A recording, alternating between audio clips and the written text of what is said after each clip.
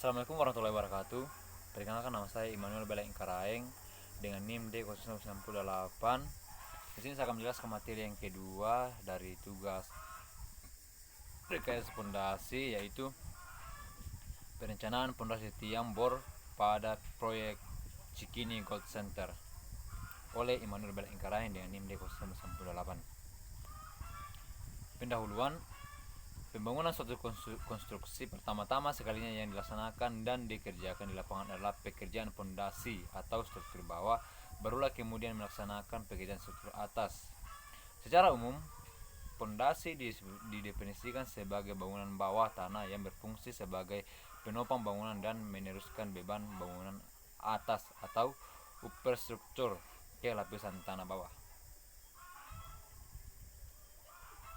Struktur bawah dibedakan menjadi dua. Yang pertama pondasi dangkal dan pondasi dalam. Sebelum merancang pondasi dibutuhkan data tanah atau boring log yang akurat untuk menentukan pilihan jenis pondasi, kapasitas daya dukungnya, dan menentukan metode konstruksi yang efisien. Oke, dalam sebelum kita merencanakan pondasi itu ke kualitas tanahnya atau tanah yang akan ditempati membangun itu harus diketahui. Cara mengetahuinya adalah diuji dengan menggunakan boring log. Oke, lanjut. Hal-hal yang perlu diperhatikan dalam perencanaan pondasi tiang adalah sifat tanah yang akan dibangun, beban-beban yang terjadi, material yang digunakan, dan biaya yang diperlukan.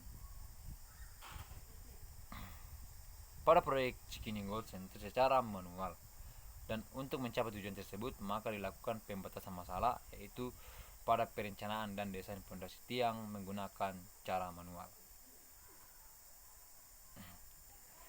Adapun metode penelitian, yang pertama itu daya dukung pondasi akibat beban aksial atau vertikal, daya dukung ujung tiang, dan daya dukung selimut tiang. Ini ada flowchartnya, bisa dilihat flowchartnya. Lanjut. Kemudian hasil pembahasan perhitungan daya dukung tiang tunggal.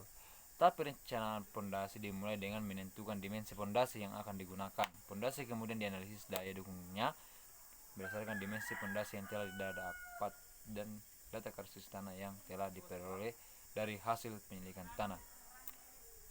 Perhitungan daya dukung ujung tiang atau KIP. Perhitungan daya dukung. Tabel, ini juga ada tabel berdasarkan data.